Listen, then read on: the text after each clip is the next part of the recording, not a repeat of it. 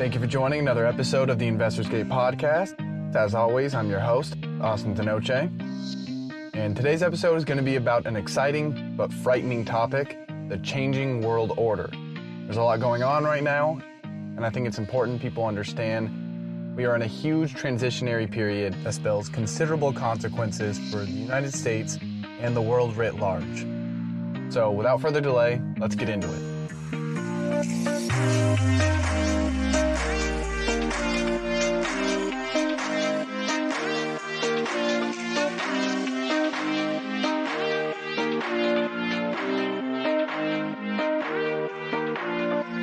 Before we begin, I just want to give credit to Ray Dalio and his newest book, Principles for Dealing with the Changing World Order.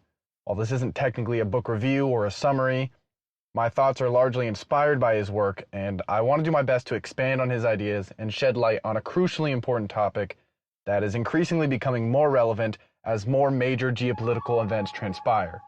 With that said, let's begin. Throughout modern history, and really all of human history, nations, regions, and even just groups of people have fought for power in the world. That's certainly no secret, but it's important to understand the cyclical nature of global powers. The specific circumstances of each power's rise and fall may seem and in fact be unique, but they all exhibit the same predictable patterns. Whether it's a natural progression of economies as they grow or simply a function of human nature, the leaders of the world always seem to succumb to the same temptations that inevitably lead to their downfall. This is extremely relevant today because the United States, the prevailing global leader, is in the later stages of that global power cycle that ends with a new power rising to take its place. Huge macro transitions like this only occur once in a century or so, with the last one taking place at the end of World War II. So viewing present day through the lens of history to identify the stage of that cycle we're in will help us immensely going forward, as we try to navigate the changing landscape and predict where the world and financial markets might be headed. So let's start by outlining the cycles of global powers. As the world has advanced, so too have the players fighting for power. What was once accomplished through brute force has evolved into a complex system of financial and geopolitical chess. Historical powers such as the Huns usurped their power through conquest and murder, but more recently, global powers have accomplished this through superior trade and technology. Yet regardless of the means by which power is acquired, it is proven to be fleeting and eventually slips away. No world leader, regardless of how rich, dominant, or successful, remains that way forever. They acquire power through some degree of superiority, they establish a new world order, they enjoy that new world order unchallenged, their competitive advantage thins as internal and external disorder ensue, a new power rises as the current implodes, a war or transfer of power transpires, and the new power takes hold as the cycle repeats. Now, generally those in power stay in power for some time while there are no formidable rivals, but inevitably complacency and hubris stifle their competitive edge, and that nation becomes a victim of its own success through lavish and unsustainable practices. You're a fucking idiot. A nation comfortably sitting in the lead is less inclined to innovate and increase productivity, and more inclined to pursue materialistic desires or promulgate their hegemony around the world, both of which lead to untenable deficit spending and ultimately the downfall of that great power. The rising powers indirectly or even directly challenge the prevailing power. It's the leading power that usually eats itself and opens the door for a new power to ascend and take its place. These cycles don't happen overnight, but they happen time and time again. Once you understand these cycles and just how common they are, the reality of the United States situation becomes very clear, and identifying where it is and where it is headed becomes more apparent. To better understand how these cycles actually play out, let's briefly explain the most recent global leaders, starting with the Dutch. While there are countless powers that preceded the Dutch, they are one of the most notable powers in recent history. The Dutch Empire, as the leading innovator of ships, the creators of capitalism, and consequently a global trading powerhouse, was the first truly dominant economic global power. Their economic prowess also led them to be the first issuer of a global reserve currency, an exorbitant privilege that is largely responsible for a great power's eventual demise. This meant they issued the currency everyone used and wanted, and perhaps more importantly, it meant everyone wanted to hold Dutch debt. The principal reason having the global reserve currency is beneficial is more people and nations want to hold your currency because of all the trade denominated in it, which gives you more opportunity to issue debt. When you issue debt, someone has to buy it, and finding someone to buy debt denominated in the global reserve currency is incredibly easy because people all around the world can and do use it for trade. This allowed the Dutch to issue far more debt than they could actually service because there were always willing buyers. That was easy. Now, the Netherlands is and was a very small nation, and to maintain its hegemony and global presence was very expensive. It required the Bank of Amsterdam to issue so much debt that they lacked the hard assets necessary to back those debts, which eventually led to a run on the banks. Their distractions and indebtedness maintaining their power also opened the door for new powers like Britain to surpass them in trade and military might through better innovations and a currency with stronger fundamentals and more attractive interest rates, which is a big part of why capital fled the Dutch guilder for the pound sterling. At a certain point, the Dutch couldn't sustain its empire and chose to finance it with debt until everyone fled the guilder as the Dutch financial system began to implode. And this brings us to the British Empire. As the Dutch Empire and guilder collapsed, Britain invested more in its education and innovation that led to its eventual domination of world trade and vast expansion of its empire. While most trade was denominated in the guilder during Britain's rise, their superior ships and expanding economy slowly forced their way into reserves all around the world, until most trade was eventually denominated in the pound sterling. This afforded the British the same privileges the Dutch had before them by opening the door to massive debt financing. In the beginning, when the country is still on their upswing with new technology and a healthy, robust economy, the privilege of the reserve currency is nothing but beneficial. However, the luxuries of ostensibly unfettered deficit spending eventually catch up to a country, and Britain was no exception. Like the Dutch, the British Empire extended all over the world, and while Britain was a larger, more populated nation, it was still relatively small, and imperialism spread the country thin over time. Little bitch. That said, traditional deficit spending wasn't necessarily its downfall, as a large portion of Britain's debts were related to the world wars, especially World War II. Not only was the actual war expensive, but the devastation of Britain from all the German bombings added severe insult to injury and literally left the nation in ruins, which paved a clear path for the new rising power, largely untouched by the war, the United States, to take its place. As World War II drew to a close and the rest of the world was still reckoning with all the damage, the United States came out relatively unscathed and had also emerged as the world's largest exporter during that time, once again showing how much of a factor trade is in a nation's ascent to power.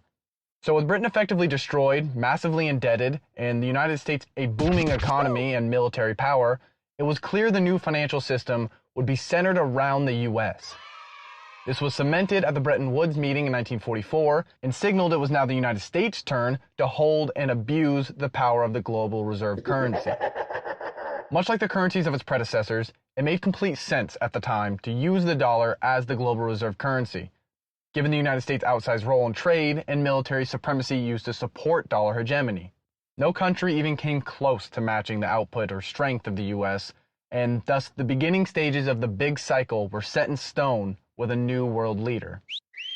Now, as we all know, the economic boom and dominance of the US continued for many decades, but as is always the case with the global power, that boom fostered an unhealthy affinity for credit and debt. Similar to Britain, the United States got wrapped up in a very expensive war, the Vietnam War, and chose a guns and butter policy rather than austerity to support the spending. That unsustainable practice, coupled with a growing world economy demanding more and more dollars to facilitate trade, was forcing too many dollars outside of the US, which prompted Nixon to cut the dollar's tie to gold for fear that all the US's gold reserves would be depleted. Though many suggest otherwise, this was a default on its debts by the United States and a historic shift in the global financial system from gold-backed currencies to fiat. Yet the fiat dollar Nixon created and that we still have today only worsened the spending habits of the government as they were no longer constrained by gold reserves. The already privileged global reserve holder could now print and spend ostensibly as much as it wanted to, and the inflation would be mitigated by the massive demand abroad due to the dollar's reserve status. The initial break from gold in the 70s led to a lot of inflation, but once that was contained by Volcker and the massive spike in interest rates, the world was back to having confidence in the dollar and buying US debt. You're a fucking idiot. This may have been beneficial in the short term by allowing the US to purchase more cheap goods through massive trading deficits, but those debts are now forcing real interest rates to be held negative just to avoid another US default. No! The artificial strength of the dollar also ate away at the US manufacturing base because of other currencies' relative weakness compared to the dollar. That weakness meant cheaper prices and fewer people buying from the United States. In other words, the US has been burdened by its own success and paved the way for competitors like China to fill their trading void. Though having the global reserve currency started from trading and financial strength, the luxuries it afforded led to a less competitive US whose biggest export was dollars in the form of treasury debt. This dynamic of less competitive US goods and trading deficits due to artificial dollar strength has predictably led the US deficit spending to get so out of hand it's now endangering the dollar's credibility as a global reserve asset. What? This being a notable red flag that the US is nearing the later stages of the big cycle. We are starting to really see this play out with countries like Russia breaking away from the petrodollar system. The US has a lot of leverage with its ability to sanction nations within the dollar system, but that is inspiring a lot of countries, like Russia, to start operating outside it. The more countries flee the dollar to avoid what they view as unfairly wielded power by the US, the less power the US will actually have. Its deficit spending will no longer be propped up by artificial dollar demand, and the end stages of the big cycle will truly start to unfold as the US has finally served its deficit bill. So where does this leave us? Well, if history is to be trusted, it leads us to the next global power.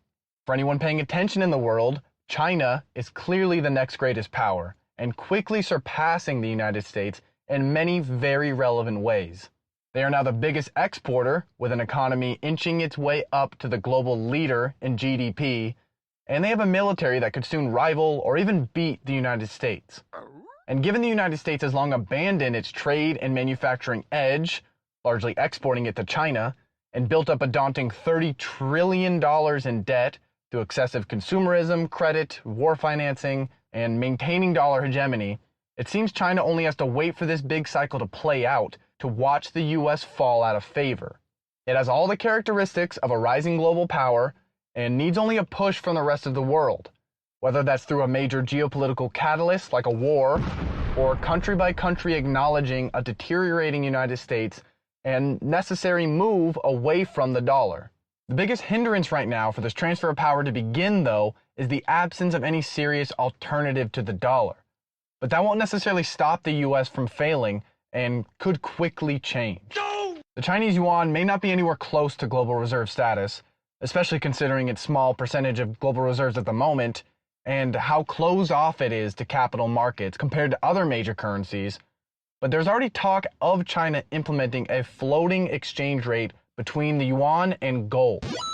At a time when fiat is inflating at historic levels all around the world, this would be incredibly enticing and potentially push many nations to lean into the yuan system despite its relative unpopularity as a reserve.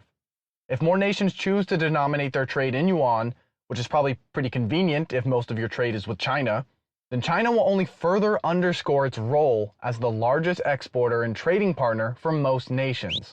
Couple that with a formidable military power and the de facto global reserve currency, and it would effectively solidify itself as the new global power.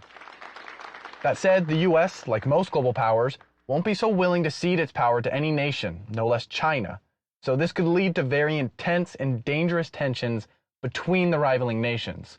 A rivalry that could easily end kinetically as the US relies on its final pillar of strength, its military.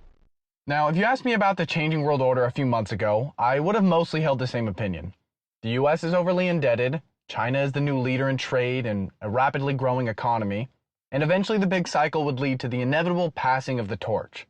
However, given the Russian invasion of Ukraine, the Saudis' unwillingness to cooperate with the US and their simultaneous move to price oil in yuan, and all the other quickly shifting pieces in geopolitics right now, I think this big cycle and changing world order could play out sooner than anticipated. What? At the moment, the only thing the United States has going for it, other than its military might, is its reserve currency.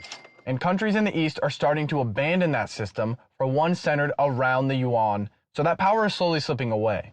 China, Russia, Saudi Arabia, and India have all implicitly accepted this shift by agreeing to trade outside of the dollar system, so it seems like it's only a matter of time before the writing on the wall is visible to all. Considering all the problems with the US characteristic of the end stages of a world power, and the incremental abandonment of the dollar as the global reserve currency, which is usually the last thing to go for a global power, I think we could be witnessing the beginning stages of the transition period to China as the new world leader. Such transitions are usually quite volatile and contested, often leading to wars, so it's not a good stage to be in. The war started by Russia could very well be the beginning of a much larger financial, geopolitical, and military war between the Western world and the Eastern world aimed at creating a new order and financial system. It's anybody's guess how this will all pan out, but the United States hegemony is clearly on its way out. The real question is, will they go out fighting? Alright, well that does it for today's episode. Not the most cheerful podcast I've done, but I hope you enjoyed nonetheless. It's a crazy world and crazy times, and I hope all this, if nothing else, helps make navigating it a little easier. As always, thank you for listening, and best of luck out there.